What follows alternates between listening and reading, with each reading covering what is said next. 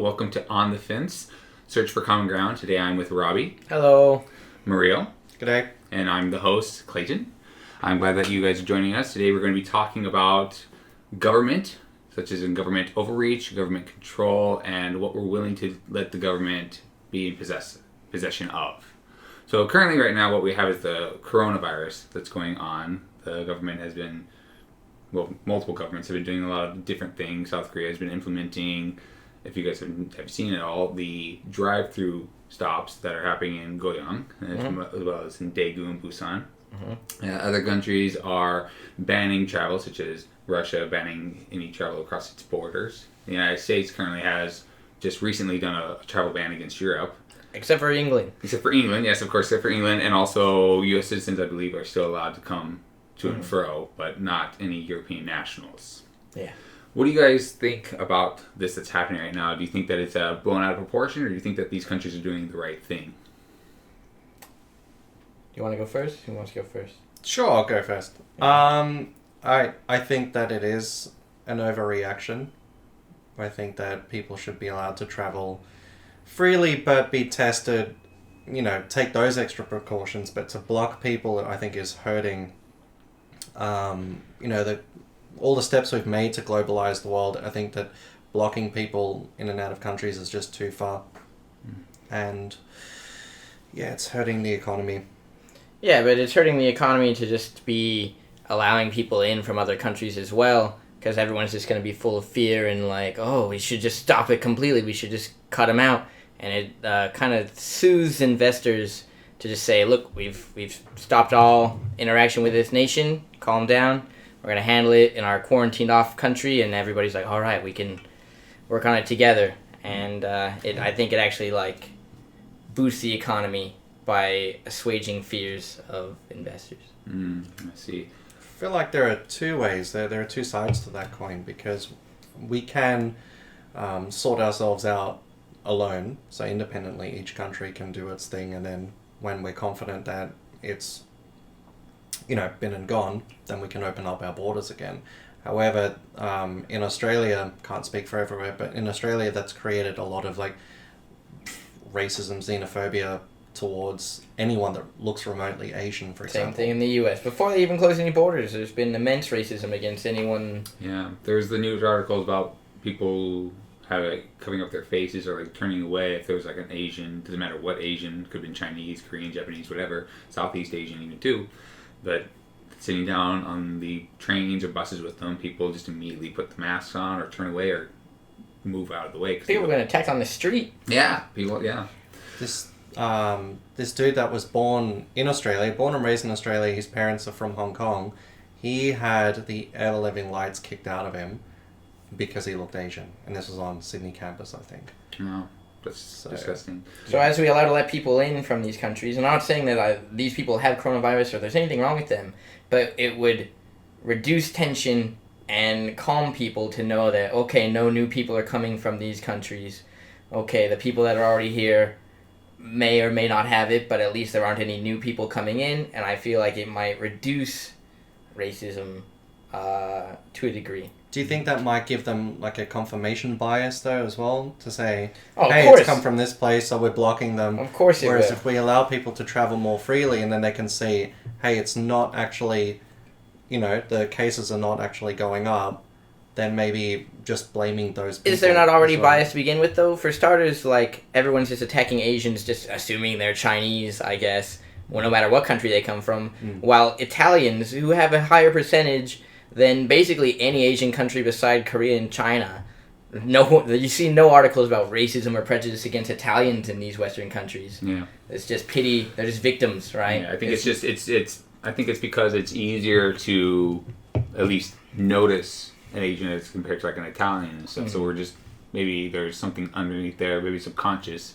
that we associate, since it came from China, that it is it's just Asia in general, while we ignore anything else outside of the fact. But they're blocking Korean nationals from That's what I'm saying, but different countries. We've been living in Korea and stuff for a while. I think we could probably ourselves be able to tell the difference between a Korean, a Japanese, and a Chinese national just by maybe appearance or by the way that they act. However, in these countries where they don't get to have that bunch of experience with them, to them, it's all still similar Asian culture. They don't know the difference between any Asians. Yeah, so you're Chinese or you're Japanese. That's it. Yeah. So like they're not really. All they'll see is just the superficial outside. No, let's say obviously what superficial is, but superficial appearances, and then just to make assumptions off of that. That's something like what Dr. Thomas Sowell was saying when there's discrimination about discrimination 1 and discrimination 2. With I believe discrimination 2 is what he said was like actual racism based off of like thinking that people are superior just based off their race. Well, discrimination 1 is based off of other things like actual, I guess you can say statistical things. However, he even breaks it down even farther to discrimination 1A and 1B, where 1A is like actual things that you can do, like activities that you can do that we discriminate against. Like, for example, if you aren't very good at doing things on the computer or things like that, then, obviously you're not going to be hired for those things, the actual skills. Well, discrimination 1B is very close to discrimination 2, racism, because you don't have all that information. You're just taking off what the group concept is. And if the group concept stereotypes. is, kind of like stereotypes. And so people are just taking off of that. It's like, oh, well, the Chinese people, we know that they eat, squid, or apparently they're eating bats and rats and things like that, things that we don't associate as being food. And so since it's something of their culture, then we must assume that all people of that culture are doing it. So all people are actually susceptible to it then. And then therefore we can't trust any of them. We have to all just push them into this one. Even if it's not true, we still have to be precautious and push them all to this one group and then make our choices based off of that. I think that's what's happening with a lot of people, that they're going into a panic mode and they're not looking at each person as an individual, each group as its own thing. And they're just assuming that, oh, if you're Chinese, then you obviously do these things. Oh, you're Australian, you obviously, you throw boomerangs and ride kangaroos to school, But we do.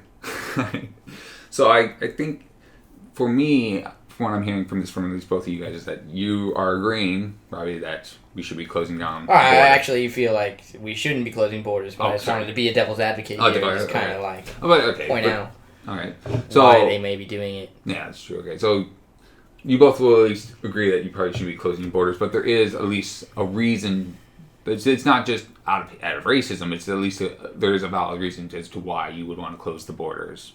Yeah, they think that they have like a real reason, but it is just to prevent, to save the racists, I think, to calm them. And but in talking about the racists, I really don't want, and this is something that I'm hearing about and reading about, is a lot of people are saying, white people do this straight away, blah, blah, blah. But I think people need to know that each race is racist. Like, each race has racist people and they're doing it. There was a case in Japan where this ramen shop had, in English and Chinese, written down, and Korean too, like, no foreigners allowed, only Japanese people. This is to combat the coronavirus. Blah, blah, blah. And then so people blew up like that shop's like feed on multiple websites saying, the virus doesn't know race, doesn't care about that. So just a lot of white people are going, oh, this is how white people react in this crisis. And people need to know all races are doing this, and it's a human problem. It's not a white problem. Mm-hmm. Sorry, white guilt annoys me. Yeah, especially with Japan having the ban on South Korea. South Korea wasn't very happy with that at all and demanded an apology, saying that it was, I guess you can say, racist, that Japan was going against Korea and that Korea didn't ban Japan from traveling. But because the cases were we're getting not really severe, but more of an uprise in South Korea, Japan made a decision saying, since you're so close to us, we're banning any transmission between us, or not transmission, but I guess people transmission between us, traveling between us. And me personally, like, I agree that we shouldn't be banning. I guess I'm on the fence on it myself, is that I can see both. Like, I can agree with Japan saying that, like, hey, they have to put their people first. Every nation, I believe, has to put their people first. There's nothing racist or disgusting about that at all. You, as a government, have made it, and people being in that society have agreed that the government should be doing what first? Protecting their people. And you might not agree with everything that the government does, but at least the government is doing something to ensure the safety of their people, whether that be medical safety checks when people land in the country or just a straight out ban. I think that what Japan did, at least until they're ready, was actually a smart thing to do, because already people are talking about how there's not enough masks, people aren't prepared for this, and if you're not prepared and you're that close, I mean, there's a difference between flying from Korea to the United States. I mean, that's a very long flight. I mean, it still could happen within a day, but with Japan and Korea being so close proximity, there's multiple ways of entry in that. You can go by ship, you can go by plane very quickly, and it could spread much more rapidly. And so I think Japan, to me personally, did the right decision of banning South Korea, but I guess it all comes down to how they actually, I guess, the wording. Korea was like deeply offended by this, and they almost retaliated by banning Japan just out of kind of like spite. Yeah. Right? Which is silly, just out of the sense that like the virus is already here, and all of this is just like honestly just safety theater. Like the virus is going to spread no matter what anybody does. It's already everywhere. It's stopping any borders at this point is pointless. It's everywhere. And even if someone with the virus was coming to your country, they're not going to get on a plane. They're not going to like go through these checkpoints. Like it's all just an illusion to make people feel safe, I think. And like they would obviously just be going through illegal means, whatever. Like, did you hear about allegedly, I believe it was 250 Chinese nationals were coming in through the Mexican border? That happened like I think a week or so ago, and no surprise. I haven't looked more into it. I should, but from what I saw, like people were saying that these Chinese nationals had the virus or could be carrying the virus, and so even if we were to block direct pathways from one country to another, it will only work if all the countries are doing it too. Otherwise, for example, I could fly from here to Mexico and then do the same thing, just cross the border. Yep, no one would even blink. Yep, and so there's no point of the U.S. stopping these things. Like even for the European ban, the Europeans, how easy is it for them to fly to Canada or to Mexico and then just enter through there? Or just fly to the UK and enter from the UK. Oh yeah, or enter from the UK, yes. I guess they would check their passport from that point and may not let them in. I don't know the exact semantics of how this whole thing's going down, but yeah, it's pretty. I think they don't only check if you came from that country, but how long ago you were in that country also. Yeah. Of course, but I mean, they're never going to be like, if I just came from Daegu, like, yesterday, I'm not going to be showing any symptoms, and they're not going to be like, were you in Daegu yesterday? And I'm like, I've never been to Daegu in my life. Yeah. Like, yeah, okay, on you go. And, like, in order to actually combat these things, even if it was, let's say, for example, let's say you were a person from the UK and you happened to travel to Italy, right? And then you went to the UK, then back to the US, since there's allowance from the UK.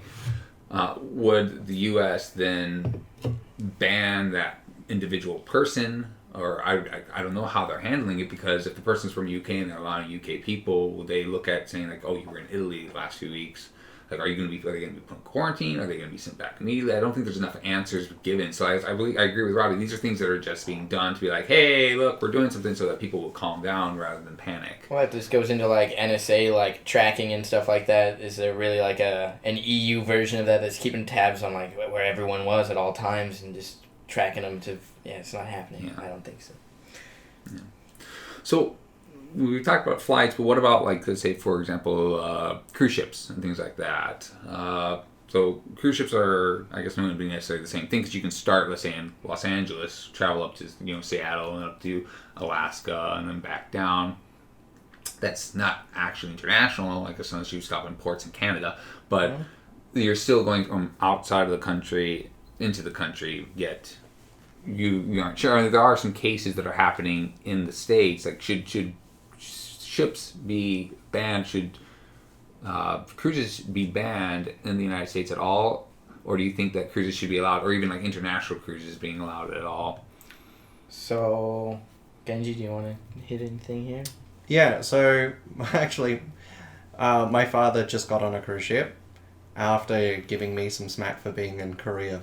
Are you going to come home because of the coronavirus, the snow? So are you going to cancel your cruise ship trip? And he's like, no, I go on it every year. Well, okay. So, I don't know. I don't think cruise ships should be banned. I heard about that recently. But I just think that I like what the Korean government are doing. They're putting out a lot of information, precautioning people from certain areas, things like that, and doing certain things, and just keeping people generally updated. I think that that would be a government overreach to shut down a private business like that, because the same way a cruise ship could be a contaminant, it's probably not the right word, so could a restaurant. And so we're not going to shut down restaurants. I don't think people should shut down cruise ships. I think that they should take extra precautions and they should prove that they're taking these precautions, but I don't think the law should be involved. Multiple cruise ships have shown people have been contagious on these boats and just spread it among the ships. There's one right now, Carnival Princess, I believe, with 100 something confirmed coronavirus, whatever. I think it's very different from a single restaurant that's spreading the disease in an isolated area. These ships travel from port to port around the world, filled with old people. So do airplanes. Are we going to shut down all airports? The airports are already losing all airplanes? Immense amounts of money. But we're talking about bringing the law involved. Yeah. Getting the law involved. Should I guess the question I want to go more towards is for example, let's say for right now, the cruise ships and planes aren't being banned, but should the government actually straight out say ban them, like he's saying, ban private companies, or should the government, instead of banning them, implement regulations such as cruise ships and airports have to test these certain things, especially if they're coming back, and if they don't, they can be liable and then prosecuted or maybe fined. So you're aware that right now the cruise lines, the airlines, and the hospitality industry in the U.S. are being granted a huge stimulus package, basically, off of taxpayer dollars to just pay for these companies because people aren't going to be able to use them because we don't want them to just completely go bankrupt and fall out because we'll need them later. So I feel if the government's already just going to pay to keep them afloat, the government could just pay to just have them closed temporarily and just, it's the same thing, right? For everybody's safety, or for the illusion of safety, I guess. Mm. So I get that the government is giving them these stimulus packages, kind of I guess bailing them out, but should them out? But should they? Should the government actually be bailing them out? By bailing them out, doesn't that actually feed into the panic, though? Because if you're saying, all right, listen, we're giving you this money because we know that no one's going to be taking these cruises, no one's going to be flying and stuff, because they're making it show that the virus is maybe more than what it is. I'm not saying it's not, but it's showing that the virus is a really big, serious thing. So we're gonna give you all this money because we know no one should ever travel. But maybe it's maybe just adding more to the panic and actually. Is this a free market or a socialist market? Basically, if it's a free market, let them just crash and burn. That's the free market. They've failed in some way, but with the government stepping in, which I agree they should step in. It's not right to just let required commodities and services just kind of go bankrupt and just die. But that's what I'm saying is that by the government stepping in, are they actually making it worse? They're saving them, but are they actually if they didn't step in and actually, for example, in Korea, they're taking care of things like testing people, making sure everything's safe, giving information. Not free. You're paying it with your taxes though, so it's not free. If it's free, then there's no money involved, but there's money involved. Okay, but the people aren't required to have health insurance and sign co-pays and stuff to fucking get tested and everything. They just go in and be I need tested for the coronavirus. Yeah, but they're paying it through. But they're still paying it through the taxes. I'm not saying. Well, they're allocating the funds for that. Yeah, that's allocating the funds and using them correctly. Yeah, I know, but I'm not disagreeing with that. What I'm saying is This is why taxes are not theft. It's debatable. You'll lose the debate, but sure. No, I won't lose the debate. Okay. So what I'm trying to say for people to be safe, but okay. Yeah. And by paying for other people to get tested through my taxes, I'd much rather have that. Yes. Yeah, Yeah, insuring I'm not. our own. Okay, Yeah. That's again. We've gone on a tangent. We got on a tangent. Yeah. Can I get back to what I'm saying? And also, Maybe. how if I pay voluntarily, is that also not going to fulfill the same thing? Maybe. All right. Yeah. So what I'm trying to get at is not even just the United States, just the governments in general. If the governments are stepping in and then making it blow out of proportion, and by saying, "Oh, here's all this money so that you guys don't lose business," isn't the populace going to see that and be like, "Oh crap, it is a huge thing. This is going to happen. We should probably not go." That was already a reaction after the market crashed on Monday. The president of the U.S. stepped in and promised a stimulus package, which boosted the market on Tuesday, which has already just collapsed once again because they just realized they don't have enough faith in even the stimulus package to begin with. These are all just like foreign investors and U.S. investors, I guess, as well. So apparently, the attempt to boost those things was to stop fear, right? The stimulus package was meant to just reduce fear and increase confidence in the market, and it definitely didn't do that. And I don't think it's helped the American population in any way. I don't think they feel better or safer. So I guess no, stimulating these industries does not reduce fear of the coronavirus. It doesn't reduce fear, but when people finally react appropriately, because I do think we are blowing it way out of proportion. It's bad, but it's not as bad as people are making it out to be. And I think that once this does blow over, having all of those businesses gone, I think that that's going to create more damage to the economy in the future. So to at least keep them afloat for now, and that way when everyone comes back to Earth, those things are still there. I think that the economy will bounce back up pretty quickly. I think we're going to recover rather quickly. Okay. So, what about, for example, with like I was saying, the Chinese people allegedly coming in through Mexico and things like that? Should people, if they know that they have the virus and are told to be quarantined, not necessarily different nationals, but just people in general are told to quarantine, and if let's say it is a extremely serious condition, should the people that decide to go against quarantine and then go out into public places, are they essentially putting other people at risk? Can they be prosecuted for actually going out and causing harm to other people? Or do you think that because it's a virus, anybody could catch it at any time, there's nothing that we can do? What do you guys think? Did you see North Korea's reaction? Yeah, killing. They had one person with corona and they publicly executed them. I mean, and now they have 0%. Yeah. Not necessarily saying like go out and kill them, but like, for example, if China had all these people coming in, right, and let's say that China actually sent them, isn't that a form of terrorism because it's biological warfare? Or if let's say there was a group like in Korea where there was that church and they sent their members out to infect as many people as possible, should those people be prosecuted or nothing happen to them? Something should happen to them, but under what flag or under what category you put that under is... So I feel like with terrorism, there's more intent. This is more disregard. So you're saying, like, Clayton's asking if they should be charged with manslaughter if, like, somebody dies with the Not virus? necessarily manslaughter. I'm just, like, charged with anything. Instead like, of charged murder, with I don't think it would be murder. I think it would be possibly manslaughter. Because that woman that went to her church in Daegu spread it to so many people, and people have died because of her. I mean, should something not happen I feel like to her? there should be, like, a... She knew she was sick. She was quarantined, and she left. It's more of like a... What's the word I'm looking for? Disruption of the peace? Nah, that's not really good for it. But, like, public endangerment, I guess. Like a fine. Would a fine make everything better? Doubtful. Would time served be fair? I don't know.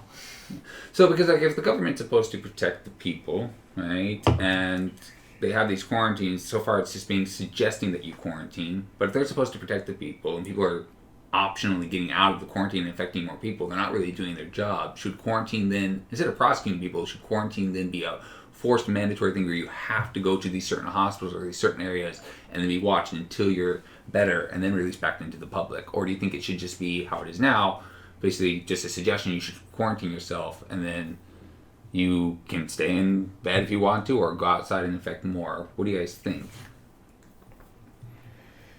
Oh, man. It's a scary question. I would say in like a ideal world, you just quarantine yourself and everyone takes responsibility on their own. But as we're like well aware, like people are stupid, right? And they're just gonna do whatever they want to do, whether the government or anyone tells them to or not. And I mean, I feel like they should honestly just enforce quarantines like in Wuhan. And now the percentage is drastically down. Very few new cases coming in daily. But that's because they're not reporting them. There's a lot of scary stuff happening in China, whether it's just conspiracy or not, but reporters have gone missing. There was actually a well-known video reporter, that's not the right word for them, video journalist, photojournalist, photographer, that also journals. You got there, it's okay. He reports news. He's gone missing, and he's quite well known in China, and no one knows where he is. And there's also been that funny, well, not funny, haha, but that footage of people being dragged by 5 men in hazmat suits into rooms. That video that I showed Robbie, I don't know if I showed it to you, but where there was guys with guns patrolling the streets. Yeah, patrolling the streets. So one thing I said to my father as well is when he was freaking out about us being in Korea, is that the thing is Korea's been very open and forthcoming about how their numbers and what they're doing about it. Whereas a lot of other countries have this sense of pride, like, no, we're okay. Yeah, we've got 1 or 2, we think, but they're not really reporting it. Whereas the cool side about, we always joke about how our students are constantly going to the nurse because they're hypochondriacs. But these guys are all testing themselves and making sure, like, I feel like Koreans are not too proud to go and check if they have the virus or not. They want to know what's wrong with them right away. So I do feel safer in a country like Korea rather than other countries that are not, you know, the people are not as forthcoming. So I feel like the numbers are more accurate here than other countries. I think other countries have it way worse than they're willing to admit. Oh yeah, look at America. Most people don't have health insurance and they're not even willing to like go in and get tested because they can't afford it. They're not going to do that. Medicare. We do have Medicare and Medicaid. Not everybody's got it though. I know not everybody has it, but we do have it. Yeah. Also, with the law, I don't know if you're aware about this, but with the law in the United States, when the Affordable Care Act happened, everyone was required to get insurance, and if you didn't, you had to pay a fine and still not have insurance, which is ridiculous. Yep.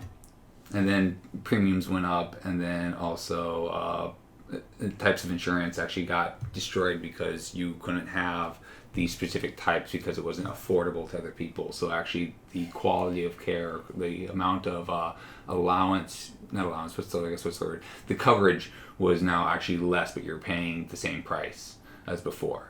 So good job government. Yeah, exactly. I guess what were we talking about before? We were talking basically that kind of leads to the thing. It's like, how much power should a government have? Like, what should the government actually be allowed to do? Like, for example, as for what I've been typing up and stuff for what I've been writing, is that I think that there's only 3 purposes of what the government should be done. And I will actually show it right here real quick so you guys can actually read it as well. That way you don't mess anything up. And if you need to refer back to it, you can see it. It would just be scary if we went into a state where just totalitarian. Yeah, regime. Yeah, it would be scary. Of course not. We don't want that. So you can tell me if you think this is wrong or maybe something need to be added or a little bit more detailed. But basically what I'm suggesting here is that the main purposes for government are to, 1, uphold and create laws that will be discussed, not necessarily that they will be created and thrown out by or put into place by any politician. They have to be discussed and voted on in order to maintain order and allow for a society to flourish. 2, in order to properly see society grow, the government must have no bias of any kind in its approach and thus needs to treat all citizens equally in the eyes of the law. So even if a person is sick or if of a different race or a different group or sect or things like that, they can't treat them differently as they have others. And then 3, by upholding the law and treating everyone justly, the government's priority is to protect the people of the nation in order to allow them the ability to grow and to expand. Is there anything else that you guys suggest the government should be able to do, or do you disagree with this at all and say, like, no, the government shouldn't be doing this or that? This is Well, just a just generic. for number 3, by upholding the law and treating everybody justly, the government's priority is to protect the people of the nation in order to allow them the ability to grow and expand. Now, with that, I kind of see the government as a parental figure in a sense, because they are the ones holding most of the information. They have been in power of the country for as long as they have, and so they are able to inform us rather than the other way around. And that can be dangerous, but at the same time we do need to trust them to a certain extent. So sometimes, like a child and a parent, a bad parent would say, well, just because, whereas a good parent would say, well, because of this, and this, you cannot do this. And the child will have to understand. So because of this virus, you cannot do these things anymore. So I would be okay with some rights being taken away. Well, not like completely taken away, but temporarily shut off. Disabled, yeah. Disabled for a little bit until it all blows over. How would you know that the government will be willing to give those rights back? Just trust. You should just trust your government, I feel like, in this kind of situation. And if they don't, there's more of us. Viva la revolution. Viva la revolution. Viva la France. So, that being the case of of nations having to protect their people, then going back to closing borders and banning cruise ships and flights, is it not the right of the government, or like the right thing to do for the government to ban all these things? Because shouldn't they put their people first before corporations or companies? They have the right to do it, but I just see like banning cruise ships but not airplanes is just insane to me. It just doesn't make any sense, because there are more people on airplanes coming to and from all these different places, bringing things to and from. I just feel like one and the other, like they should both go. Airplanes are a necessity, and cruise ships are a luxury, right? You go on a cruise ship for a vacation, you go on an airplane for business or maybe vacation, but maybe trade. Like, there's all kinds of reasons to go on a flight. There's only like really one reason to go on a cruise. That is true, but in terms of contamination, I feel like they're pretty equal. I feel both of them are. I agree. Cruise ships are a luxury. I feel that planes are a little bit more dangerous, as in the case that you are having a larger amount of different populations going into these different planes. Like this, like one plane isn't just used and then, not used until like the next cycle. Or I mean, what I mean is like it's not just like thrown away. It's done and it's prepped for the next flight, and then you do multiple flights with those planes constantly every day. Yeah. A cruise ship, you will be having the same people for like a week or 2 weeks, and you're not as many people happening. And then once you come back, you have to stock it all up, with food. I know that there's people that come in and out, but if you know that there's a case, so I think it's a little bit easier to be like, all right, we're going to stop this entirely. Especially like you can sit out in the ocean for a while with all the food and everything. You can stop, you can cancel the cruise, stay away, wait till hear what you have to do in order to get these people back. Like, all right, go to this port, we're going to have these people ready. So on. Cruise ships allow a little bit more control than planes. Though, yeah. The Sapphire Princess, or Diamond Princess, the cruise ship in Japan with like, I don't know, 700 fucking people on it. They let them all off, and they flew them back to the U.S., and people from that boat have contaminated other people in the U.S. So having this control meant nothing. They were like, these guys are clear, they're good. That comes down to a lack of, not a lack of responsibility, but a lack of action by both the private and the governmental powers in place. Like, if I was, for example, if I were to own the cruise ships and I knew that, like, these people are sick, I think that's where the people that own these things have to then, there has to be at least a regulation. They have to be held accountable for it. And have to report these things to the government. And then that way the government knows and can do. Because right now they have no reason to like say anything. Really, they'll be like, "He's fine. It's all right. Don't worry. You can still go on cruises, guys. It's okay. They're fine." And they don't lose any stock. They don't lose any money. And then if they tell people like these guys might die, no one's gonna go on these cruises. And now they're fine. Which is why I asked also the question, like, should people be prosecuted then? Like, if you knew it and you willingly let it go like that, and it's causing more harm and more people are dying from it, and it comes back to you, should the government what should the government do to you then? Like, should the government just fine you? Should it be like, hey, you're held accountable, like you lose these things? Like, what should be done? Like, what power do we give to the government? What rights do we forego temporarily in order for this to be subsided and be done with and quelled?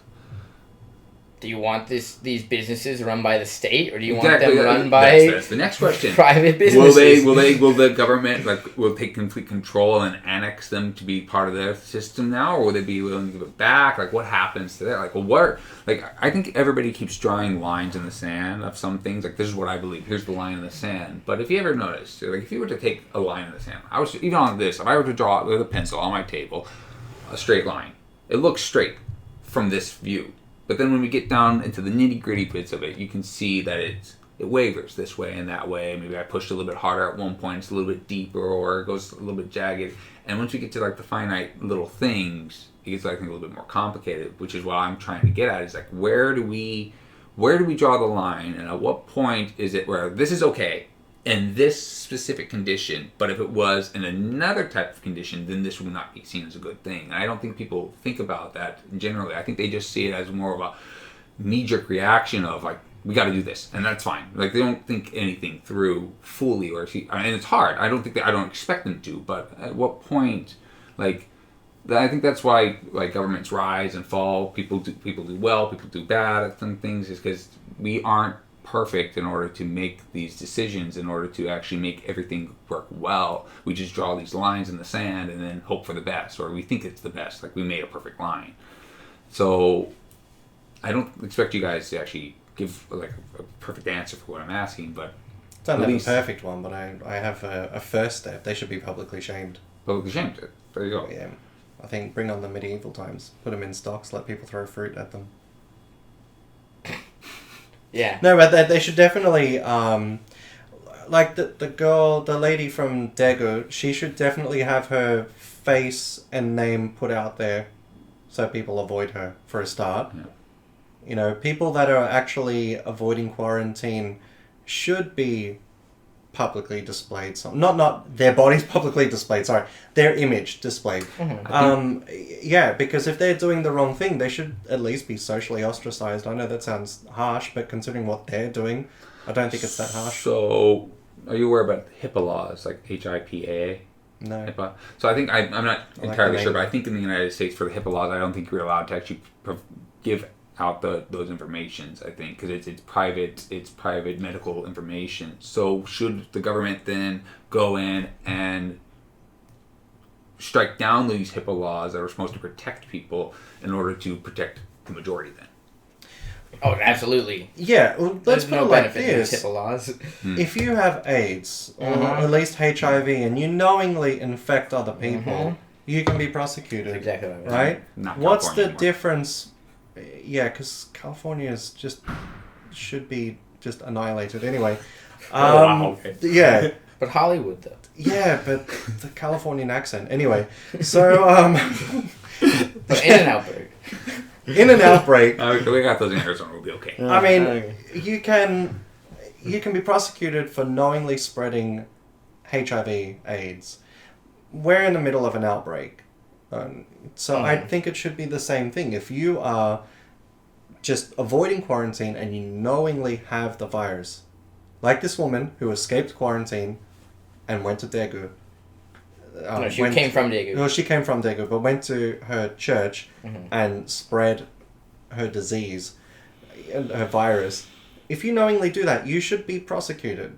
To what I extent? believe. To what extent? The same as anything else, like the same as HIV/AIDS, Okay. because this is a pandemic. I don't think they punish you for spreading HIV/AIDS here in Korea. I think they don't believe that it's really here. Well, then for our countries, I think at least. Hmm. That's what we're talking about, though. Like, every Yeah. country handles everything differently. Yeah.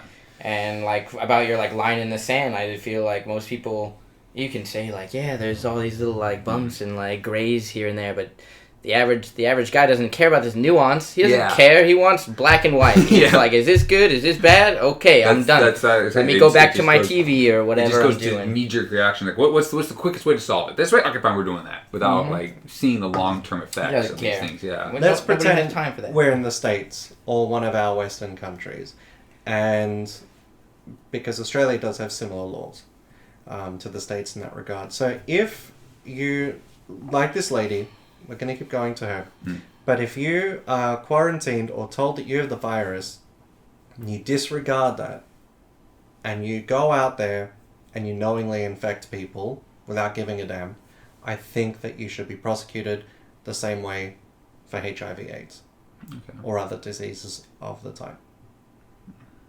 Because although I did say earlier that we are blowing it out of proportion, and I stand by that, it's still killing some people. So although they're where's the mostly line old then? people. For coronavirus, what if I have the flu? Am I going to get prosecuted for going out and I have the flu? Or I A have a lot, cold? yeah, a lot of people die from the flu. That's what I'm. Yeah, that's what I'm trying to get at. Like, what do we do? Like, is there actually a right answer, or is it all just for naught, and we just have to just go with what we think what is best as the time is for right now? Is it just improvise, I guess, or should it be a straight cut and dry? Boom, here's the answer. You're going to jail, or you're going to be paying this fine, or you're going to be doing this. Start off with publicly shaming them. Yeah, at least put their image out there and let other people know this person has it. If they're neglectfully walking around, yeah. I think a fine is reasonable. Like a $10,000 fine. Isn't that like what you get for a DUI? Like, Yeah, you're driving drunk, you're a danger to the public. You're walking around with coronavirus, you're a danger to the public. 10 grand fine. And then that just goes to the government to help pay for the healthcare. Should it be responsible for killing someone? And what if this, like the people that... Then you get manslaughter if you're driving drunk, so I don't know if you, Yeah. you directly kill someone. I think that it comes down to it comes down to, like, again, the line in the sand. Like, we can probably be a more generic thing from looking at the sky down onto the sand. Like, all right, if you have it and you're outside, 10,000. But then once something specific happens, then that could then have its own. I think should have its own discussion as is. Now the question next would be, with that, let's say the fine. Should it be federally mandated or should it be state mandated? Like, should the states have control of that, or should the federal government have control Are of we that? exclusively in the U.S.? Not every country has Well, states. he said, Okay. let's say we were in the U.S., so I'm going off of what he said. We have states. And they also have states too, but I don't know, you specifically said U.S., and so I'm going off. And Yeah. other Western countries. And other Western countries, but he said U.S. first, so we're gonna say U.S. Just simplify it, U.S. Oh, dude, it should just be federally regulated because state laws vary way too much, and some of them are stupid, some of them are, like, way too critical. It's way too much variation, just a blanket across Because the this board. is a world thing. Yeah. It's a pandemic thing. I think it should go to the federal government. Same with us. It should be a federal thing. Okay. So let's say that they come up with a vaccine. I know Israel's been working on a vaccine. I saw on the news. Let's say they come up with a vaccine for the coronavirus. Do you think that this vaccine, or any vaccines in general, should be mandatory in order to keep the public safe? Is it free? Well, I mean, paying, I guess, we're Okay, going like- to go with the Australian system on this, or pay it through our taxes, but you don't have to go in and pay anything out of pocket. There we go. All right. Just to simplify the thing. I like that. That's good. And they know it works. It's a vaccine. It works. Yes, it should be mandatory. Of course, I feel like it should be mandatory. I can't stand people that are like, it's my choice to, like, have these dangerous diseases just because I don't trust the government's vaccine for some reason. I don't know, man.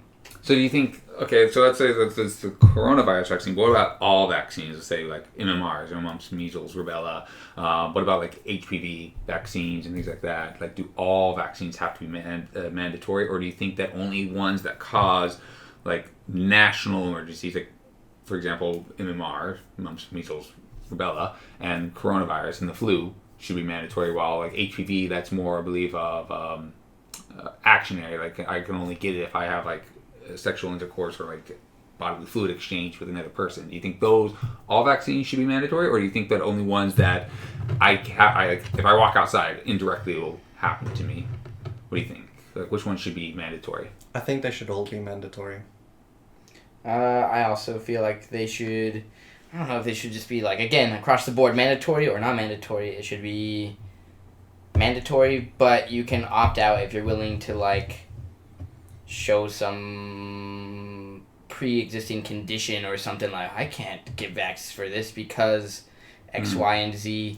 Oh yeah, of course. If the vaccine is actually going to do harm for whatever reason, whatever medical reason, then yeah, of course. But nobody knows if these vaccines do any harm or not. I mean, they don't, but some people think that they do. So like, vaccines work if pretty much everyone gets them. Usually like 95%. That's the thing. If they only killed stupid people that didn't want them, then I'd say yeah, make it a choice, because then it's just going to kill anti-vaxxers. But the thing is, they can still pose a danger to other people. So. I think for myself, I think the ones that are, like, if I walk outside and someone has it and like they cough or something, I can get it, then yeah, definitely those have to be mandated because we need to protect the society. However, for things like HPV or other things that like I need to, I participate into it for me to catch it.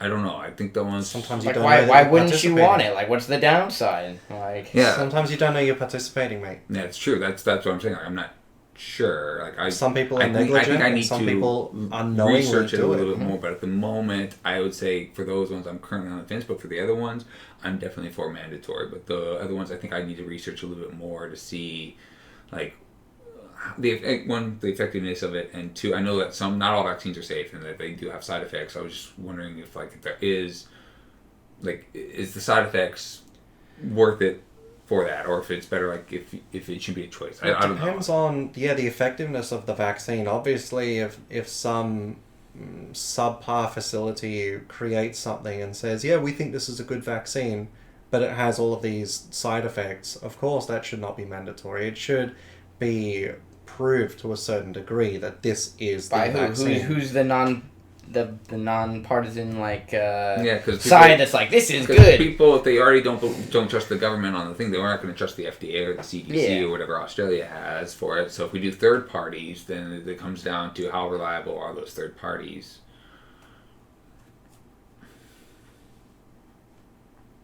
So, because a lot of people they don't trust the government because they think that's a tough one to argue. Yeah. So a lot of people don't want to do vaccines because they think that vaccines are going to cause autism. Have any of you guys read that study before or heard of that study? Countless times heard of it, never once read it. Jim Carrey goes on about it a lot. Yeah.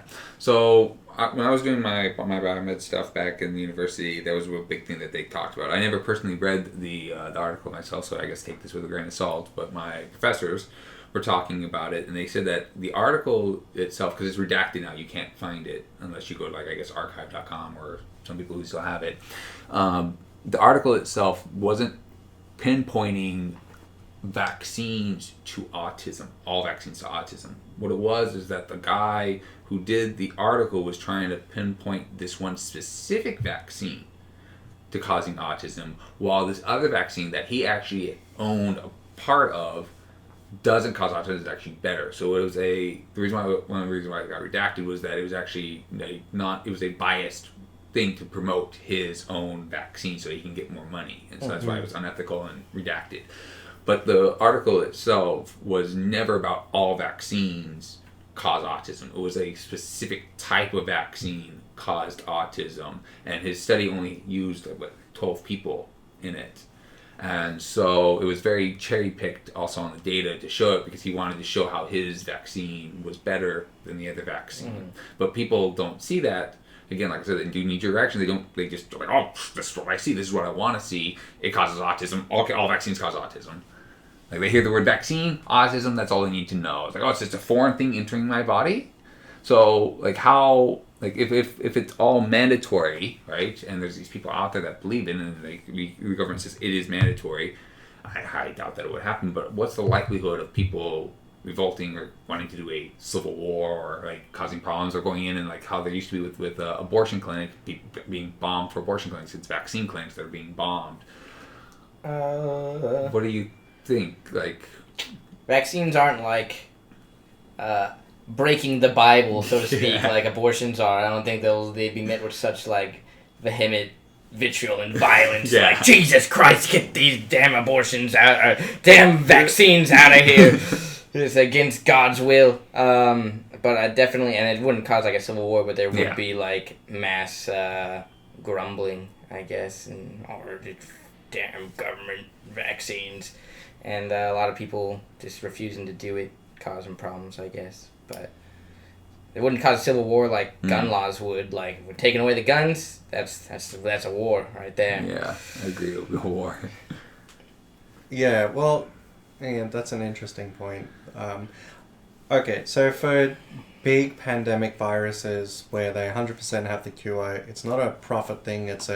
This is the bloody. It's always cure. a profit thing. Someone's always making money. It's always a profit thing, yeah, sure. But if this is the vaccine, it's gonna do its job. I think it should be mandatory. So that comes down to too many questions asked. Comes down to purpose 3 then, that the government should have in order to protect the citizens, the society. They should at certain points be given more power, limited more power, in order to make sure that society can live for don't another the day. police do this as well when they're called out for someone who's going to harm themselves? Do they not use force to stop them from harming themselves and then put them in a facility to rehabilitate? For something like this, you are not just harming yourself but affecting other people, I do think the government is well within its rights to contain people and give them vaccines. Yeah. I think in that regard, yeah.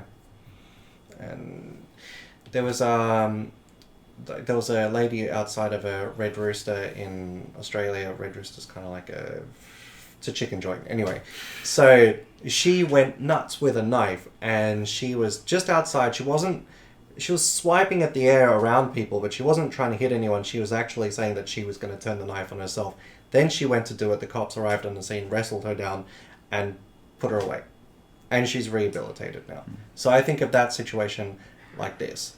Like, the people that would fight this vaccine, and knowing when they themselves are infected and have no problem with infecting other people due to negligence, or they just don't fully understand what they're spreading, I think that the government should be able to quarantine them and fix them. Fix them. Fix them. Did you just see, like, the Treat videos them. we watched before? Like, none of these people are gonna be like, yeah, alright, I'm cured, I'm all better, I'm sane now. Like, but it's not just for them, it's also for other people.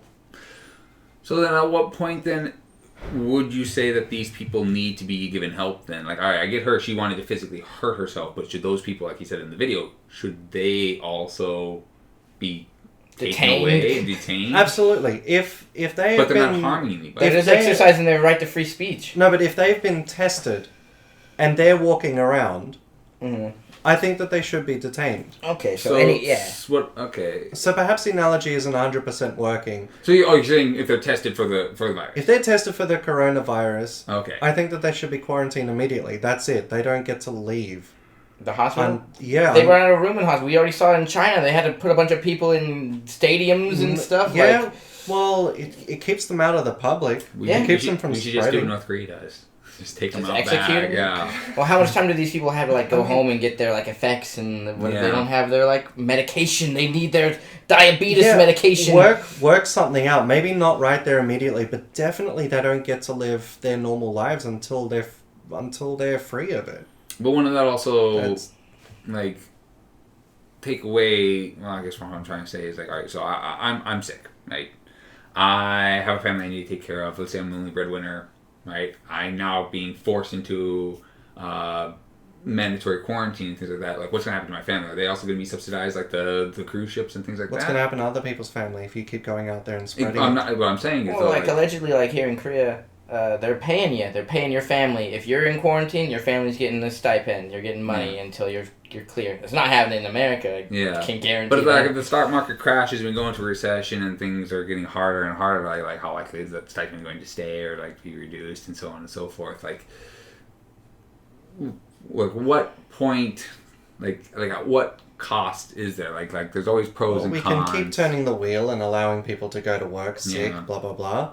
Or we can lock up sick people with more sick people and let them just continue to reinfect themselves. Yeah. Yeah, it's a tough one. But I don't think that they should be allowed to just roam about more. Okay, what about, if this is a very dangerous and deadly virus, can their family go visit them? Like, are they gonna, let's say that the person dies and they're cut off from all society, are you saying that the government's allowed to be like, no, you can never see your father again, your mother again, your child again? Or do you think they'd be allowed to see them? But if they're allowed to see them, like, how does that work? Wouldn't you have to build another facility to, like, have it where you can, like, whatever has a hazmat suit? Yeah, you're in, like, a little bubble, like, oh, yeah. I love you, Dad. Like, this sounds like it's taking it too far, but are we not in an emergency state right now? Are we not in the pandemic? Why are those things so crazy to suggest? Because there are all things that happened in China just recently, like we were saying. There's a bunch of shady stuff happening there. There's not enough hospitals and not enough beds around Wuhan, at least. That's why they put all these people in stadiums and covered up all these bodies and stuff. I'm not saying it's going to happen in the U.S. or especially here in Korea. We're much more prepared, I guess. Yeah. But it's still a possibility, I think. So that's more like bringing up. Well, sometimes you don't get to choose the fight that you're in. Sometimes you need to sacrifice things. And you don't want to. You never wanted to make those choices. But you're put in a situation where you're forced to do that. I mean, during the war, what did we do? We put all of our money into the war. Our economies were okay because they ran off the war for a bit, and then we were able to reallocate those sources back into a normal life. Right now, we need to allocate those sources into fighting this off. I agree. We to a don't point. always choose to be in the war, but we have to. Like, no one wanted to fight Germany. No one wanted that to happen, but Germany, like, back in that day, they forced our hand to be in that war. Then at what point, well, I guess it comes back to the question, is like, how far are we willing to forego our freedoms for the government to have the power, and how likely would the government be willing to give us back those freedoms after it's done? Like, would the government give us back everything? And then what if, like, say 50% of the population is like, oh, I'm cool with this, but the other 50% is not, and then the 50% that's not cool with it, like, they might get persecuted or oppressed or things like that. There's a democracy, don't they just vote and just figure out, like, hey, I actually like this system, let's vote for it. Okay. And again, in emergency situations, don't things change? I mean, in a state of war, isn't conscription okay? Yeah. Look at Italy right now. They're under martial law. Everyone's, like, super quarantined. They've basically foregone all their rights, and now the government's in, like, supreme control. Hopefully for the betterment of the nation. But I suppose we'll just have to wait and see. We'll have to wait and see. Which one turns out better. I don't know what it's like in Australia, but, like, I really don't predict it'll go well if they try to impose martial law in the U.S. No, I don't agree either. I think it would just cause a lot more problems. Everyone panic. People would just resist. It will give those resistant factions that exist the power to be like, look, see, we told you so. Like, this is the government's overreach, and, like, we should be more aggressive in our approach of things. I don't know. Then they go to rallies, and then one of them has corona, and then everyone at the rally has corona, and then autism. Yeah. Corona and autism from the vaccine. Yeah. Everybody knows that autism just gets spread because of the coronavirus. It just piggybacks on it. Autism. Corona autism virus, huh? Yeah. The corona. Just coughing and screaming. Just turn into velociraptors. Man. I don't know. I don't feel like I feel like there's a lot of questions that I have that I don't think can be easily answered. I think this was a very interesting, good talk. It made us all have, I think we all have, like, a little bit varying opinions on some things, but I don't think any of us can ever prove each other right or wrong because it's hypothetical. We're in a state of war. State of war. I'll just say what my point is real quick about this. But I initially believe it doesn't mean that it can't change. I think that the government does have the responsibility to protect its citizens. However, when it comes to actually forcing mandatory quarantines and things like that, it puts me on edge. I'm not saying it's not right to do, I just get more cautious about what the government's plans are, and how likely they are willing to give it back up. I trust the government enough to not, with our representation system and the way that you said, our voting for it, that it won't always stay that way. But you can never tell. And I say it's better to be precautionary of both the government and the virus, and to forego some liberties in order to maintain all of our liberties. And so what we need to do is allow the government to work towards, like you said, put our money into something, put our money into more research into the virus and into more medical things to allow where people can actually be safe and protected. And therefore, we should also be working with countries instead of necessarily like pushing blame, like, oh, it's China, China, China. What we need to do is having more open conversations with them, more willing to work with each other to allow where we can allow this this vaccine, or to be created, and then to do what South Korea does and actually have it where we might have to put up stops and say, like, hey, you know what, this is a very highly populated area, you're entering it. In order to enter this highly populated area, we need to check you. If you aren't cleared, I'm sorry, but we have to protect you. It comes to the point where the majority over the minority, though I am cautious about how that works, because the majority might be great with everything, like approve all these things, but then like somebody always... the minority will always be, kind of crushed. Yeah, I guess, and so that's why I don't disagree with these things that happen. I'm just more worried or cautious of them. I have an analogy that I think may fit. I've just formulated it. Okay, so chicken pox. Mm-hmm. You've got two families, okay, and in both families, their kid has chicken pox. Now, one parent quarantines their child and says, no, you can't go out and play with other people. You're sick right now. No, you have to do what I say. You can't go out there, blah, blah, blah. I'm going to look after you. And that's that. Okay? Then you have the other one where they know that their kid has chicken pox. They go, yeah, sure, let's go outside. Oh, you go play with all the kids. Whatever you want.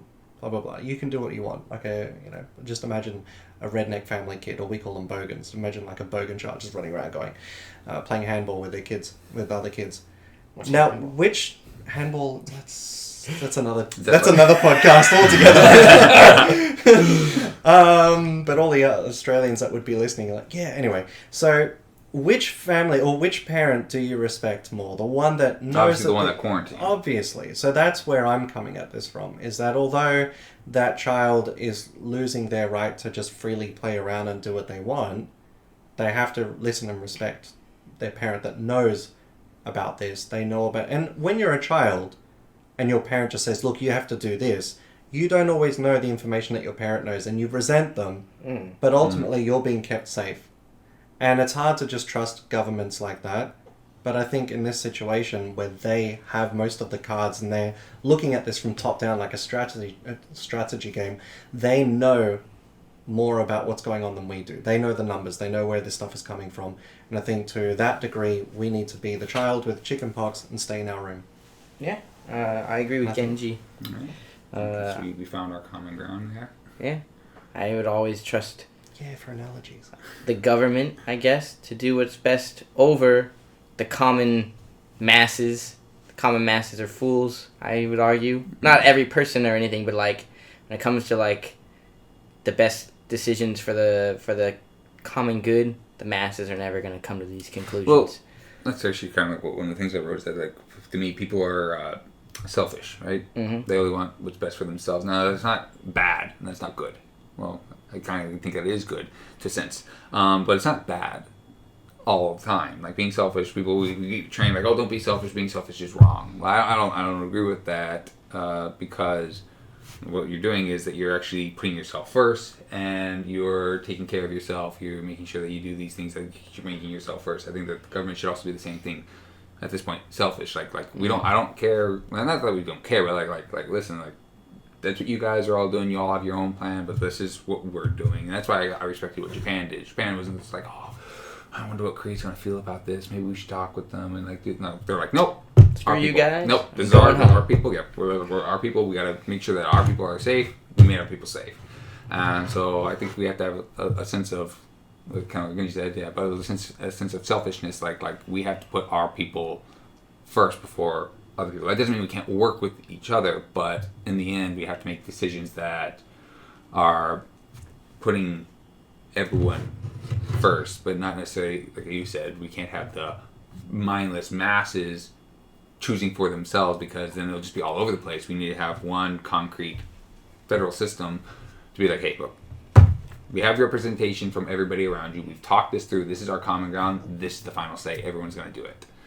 And I think that's why I like our at least our political system, is that we do have that representation from both the I almost said population side of it from the House, and then also from the state side of it for the Senate, to have it where we can discuss these things together, and then the president, so on and so forth.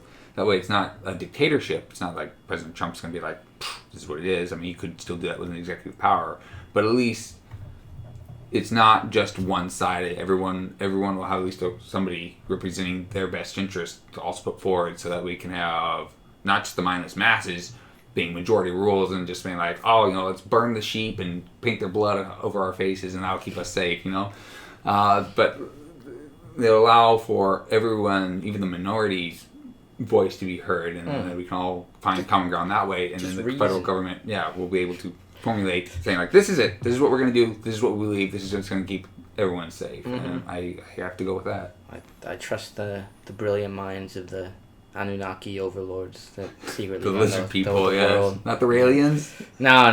That's a myth. That's made up. No, the Anunnaki are real. What about the mole people? It's another myth. Oh, okay. But fucking secret Hitler's in Antarctica. I don't know if you knew that. Okay. Oh, we gotta find him. He's actually pulling all these strings. He made the coronavirus. He made the coronavirus? Of course he did. Oh, I did not see that coming. Hey.